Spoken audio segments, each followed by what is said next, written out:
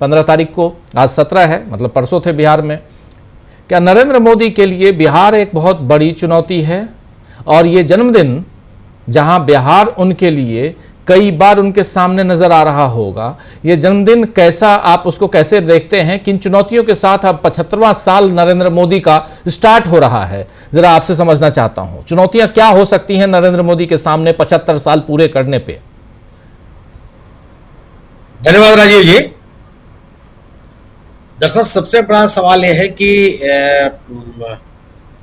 प्रधानमंत्री जी को मेरी भी शुभकामनाएं हैं, वो शतायु हों, स्वस्थ हों, लेकिन प्रधानमंत्री के पद से जो हमारे जैसे सामान्य नागरिक अपेक्षाएं करते हैं वो भी पूरे हों। हमने जवाहरलाल नेहरू जी को नहीं देखा है, हमने लाल बहादुर शास्त्री को भी नहीं देखा है, लेकिन श्रीमती इंदिरा गांधी से लेकर के अब तक के सभी प्रधानमंत्रियों को देखा है। चंद्रशेखर जी का मैं मतदाता रहा हूं, विश्वनाथ प्रताप सिंह जी का चुनाव प्रचार मैंने देखा है, इंदिरा जी से ही मिलने का भी मुझे मौका मिला है, राहुल गांधी का भी साक्षात्कार किया है, मनमोहन सिंह जी को कई बार देखा है। तो लेकिन किसी भी प्रधानमंत्री को मेरी स्मृतियों में नहीं है कि अपने जन्मदिन को इतने बड़े पैमाने पर ही, इतने हाहाकार तरीके से मनाने का कोई अवसर मैंने कभी देखा नहीं, मेरी स्मृतियों में नहीं है। बड़े सादगी के तरीके से, और तमाम प्रधानमंत्री तो ये कहते रहे हैं, जिसमें मनमोहन सिंह जी शामिल थे, कि यह मेरा निजी मामला है। और मुझे याद है, मैं उस समय मैं भी उनके साथ गया हुआ था मीडिया डेलीगेशन में। उस समय उनका जन्मदिन पड़ गया, दिन तो मुझे नहीं याद आ रहा है, और इंडियन एयरलाइंस ने या भारतीय दूतावास ने, किसी ने उनके लिए केक का इंतजाम किया। उन्होंने केक को काटा नहीं, और उन्होंने कहा भी नहीं कि मैं इस तरह से, मैं कोई सार्वजनिक अपना जन्मदिन नहीं मनाता हूं, ये मेरा निजी कार्यक्रम है, मेरा निजी दिन है, इसलिए मैं अपने परिवार के साथ मनाता हूं। और किसी भी नेता को इस तरह से बड़े पैमाने पर, बड़े प्रायोजित तरीके से कि पार्टी की तरफ से बाकायदे स्क्रिप्ट भेजे जाए, लोगों से कहा जाए कि अब एक लाइन से दिखाई पड़ रहा है कि सभी लोग वीडियो बना के डाल रहे हैं, मुकेश अंबानी दिखाई पड़ रहे हैं, शाहरुख खान दिखाई पड़ रहे हैं, आमिर खान दिखाई पड़ रहे हैं, सबका वीडियो आ रहा है जी। ये कहां से इनको इतनी प्रेरणा मिल गई?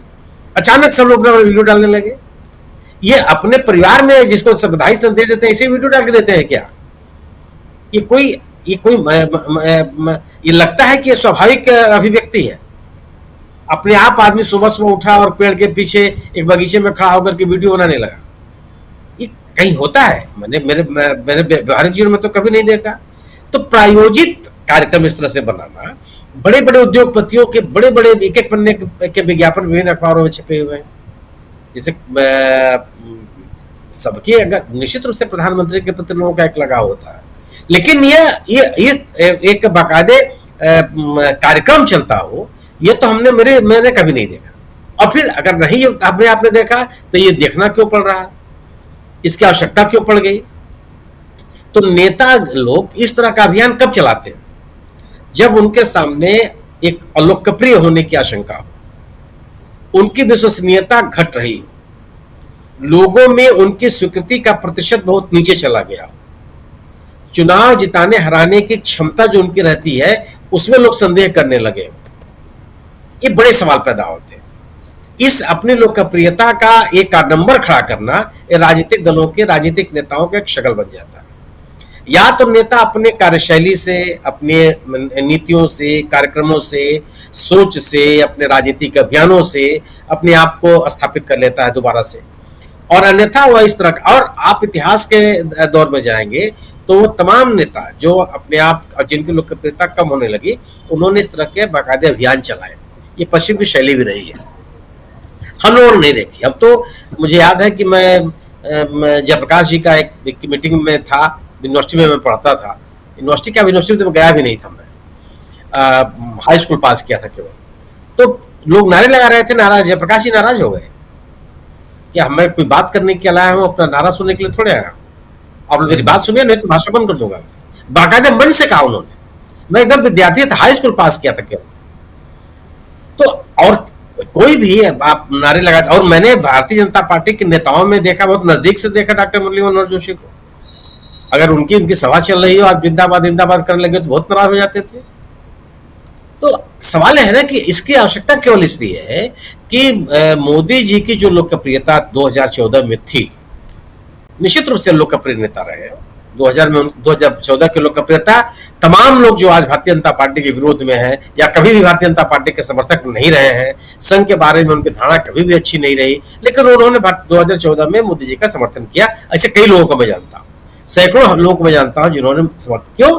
कि एक लोगों को मोदी जी से उम्मीद बनी थी।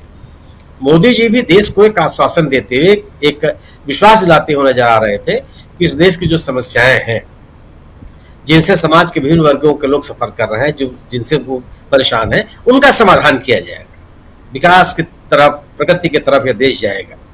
लोगों ने विश्वास व्यक्त किया और उस समय की सरकार के खिलाफ एक एंटी इनकम्बेंसी का माहौल था। लोगों ने मोदी जी के साथ तो खड़े हुए, लोगों को मोदी जी का साथ बहुत ही शानदार लगा। लेकिन जब आप अपने वायदों पे खरे नहीं उतरे, वायदों के नजदीक भी नहीं दिखाई पड़ते, उन वायदों को पूरा करते हुए उस रास्तों पे चलते हुए आप नहीं दिखाई पड़ते हैं, तो स्वाभाविक है कि आपकी लोकप्रियता में कमी आएगी। और इस लोकप्रियता को इस तरह के प्रोपेगेंडा से आप बचा लेंगे, मुझे ऐसा नहीं लगता। राजनेताओं के प्रति लोगों का विश्वास उसका चेहरा देख के नहीं होता। मैंने अभी ऐसे किसी राजनेता को नहीं जानता, न मैंने पढ़ा है, जो जिसके चेहरे पर लोग बड़े मोहित हो गए। उसको लोग काम करते हुए देखे, उसको लोग उसके किए गए उसके कर्तव्यों से, दायित्वों के निर्वहन से लोग याद करते हैं। हम इंदिरा गांधी को क्यों याद करते हैं जी? अगर आप जिसने भी नहीं देखा वो कहता है कि नहीं, जब इंदिरा गांधी ने बैंकों का राष्ट्रीयकरण किया, प्री पर्स बंद किए, 1971 की बड़ी मजबूत लड़ाई लड़ी, गरीबी हटाओ के नारे दिए और उसके बारे में तमाम तरह के प्रयास किए, सत्ता से हटने के बाद भी एक तरह का संघर्ष किया, तो एक ऐसे नेता के रूप में हम याद करते हैं जो नेता आम आदमी के हित में कुछ न कुछ करता हुआ दिखाई पड़ा। आप जवाहरलाल नेहरू को याद करते हैं, जब उन्होंने, हम लोग लगभग हर विद्यार्थियों को याद होगा जब उन्होंने कहा था कि ये बड़े बड़े बांध और कल कारखाने आधुनिक मंदिर है। उन्होंने तो किसी मंदिर और मस्जिद की, गुरुद्वारे की बात नहीं की। आज अगर आप गोया कि वह नेता जो आम आदमी के नागरिक अधिकारों को मजबूत करता हुआ दिखाई पड़े, एक नागरिक के जीवन में गुणात्मक परिवर्तन लाता हुआ दिखाई पड़े, उसकी लोकप्रियता पे कोई संदेह नहीं हो सकता। लेकिन अगर आप प्रोपेगेंडा के तरीके से अपनी लोकप्रियता को बचाए रखने की कोशिश करेंगे तो संभव नहीं है। बिहार की जो आपने बात कही, बिहार इसीलिए चुनौती हो गया कि बिहार में भारतीय जनता पार्टी के राजनीति करने का, जन समर्थन हासिल करने का जो तौर तरीका रहा है, वो सफल होता हुआ नहीं दिख रहा। वहां कोई ध्रुवीकरण नहीं है।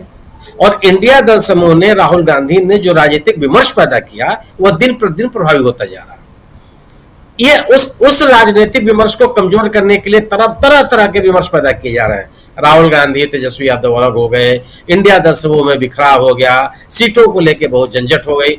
सवाल इस बात का है कि सर्वाधिक संगठित तरीके से, नियोजित तरीके से काम करने की उम्मीद किसे की जाती है? जिसको अपनी सत्ता बचानी है। एनडीए को अपनी सत्ता बचानी है। एनडीए ने क्या मुख्यमंत्री का पद घोषित कर दिया? अमित शाह जी तो कहते हैं, अमित शाह जी का बयान हमेशा ही आया कि चुनाव के बाद तय करेंगे मुख्यमंत्री कौन होगा। उन्होंने तो कभी नहीं कहा कि नीतीश कुमार जी होंगे। उन्होंने कभी नहीं कहा कि चिराग पासवान की जो मांगे हम सब पूरी कर देंगे। कभी कोई उन्होंने कमेंट नहीं किया। यह जरूर कहा है बीजेपी ने कि हम अपना मुख्यमंत्री बनाना चाहते हैं, बिहार में हमारा अपना मुख्यमंत्री हो, यह मेरा लक्ष्य है। यह बीजेपी के एक दो नहीं, कई नेताओं ने कहा है। तब सबसे बड़ा सवाल तो एनडीए से है। जी सुनील जी, थोड़ा जल्दी समेटिए जरा। तो मेरा जो बिहार की चुनौती है, इन बिहार की चुनौती को इस तरह के प्रोपेगेंडे से आप उसका सामना नहीं कर सकते। प्रोपेगेंडा फिल्में नहीं चलती हैं, प्रोपेगेंडा किताबें नहीं चलती हैं, प्रोपेगेंडा कहानियां नहीं चलती हैं, और प्रोपेगेंडा वक्तव्य भी नहीं चलते। बिल्कुल बिल्कुल, बिहार पे आएंगे और थोड़ा और इस पे बात करेंगे। सुनील जी, आपके पास